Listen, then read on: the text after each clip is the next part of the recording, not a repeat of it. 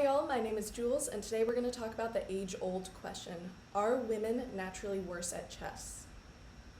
So, I posted this video on TikTok for fun about a few weeks back. You tricked me. Tricked you? Was I trolling?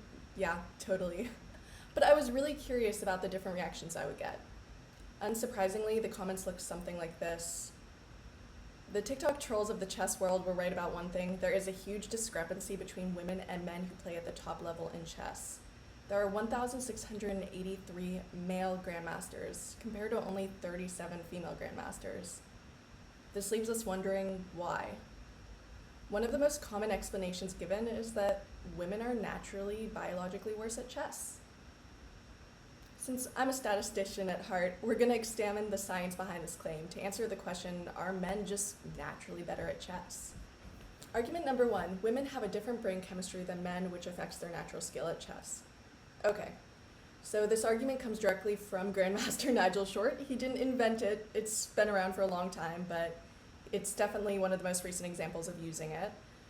In an article, Short says, men and women's brains are hardwired very differently, so why should they function the same way?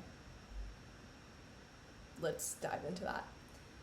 Okay, there are definitely differences in the female and male brain, but it's actually not that big of a deal. I'm not a neuroscientist, so forgive me if I mispronounce a few things, but Professor Lise Elliott is a neuroscientist. And Elliott says that differences in male and female brains are actually very minimal, especially when compared to the variance in brain chemistry between individuals as a whole.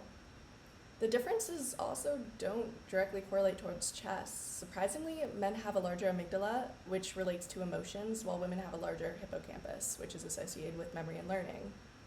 Another super common myth is that women are naturally less aggressive players because women are naturally less aggressive.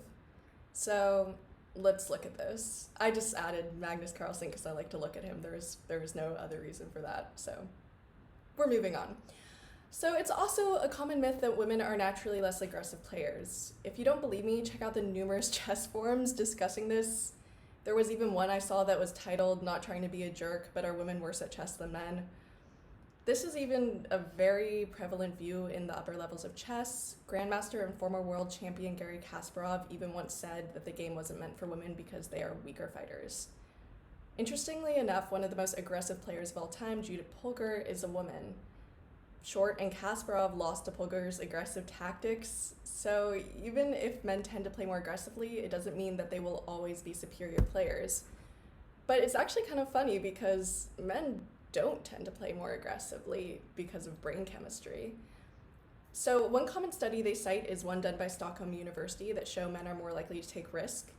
And this is true, but if you read the study a little deeper, it showed that men were more likely to make aggressive moves when playing female opponents, despite these moves reducing the probability that they would win, meaning men are more likely to take risk even if the risk doesn't pay off.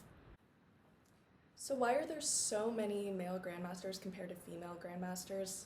People have a lot of different explanations, and one of the most common ones is societal. Girls simply aren't encouraged to play chess by their parents, and even if they are, facing a room full of male opponents and not seeing another female peer is terrifying, trust me, I've been there.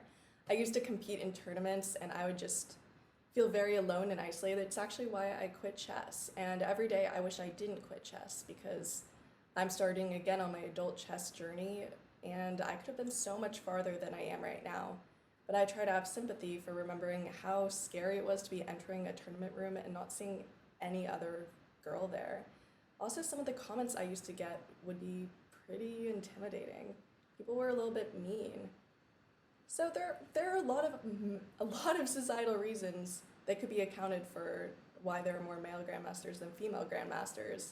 The truth is, I don't know. This isn't my area of expertise. I just wanted to make this video because I found all of this fascinating. Tell me what you think, and thank you for watching. Please subscribe. Much love.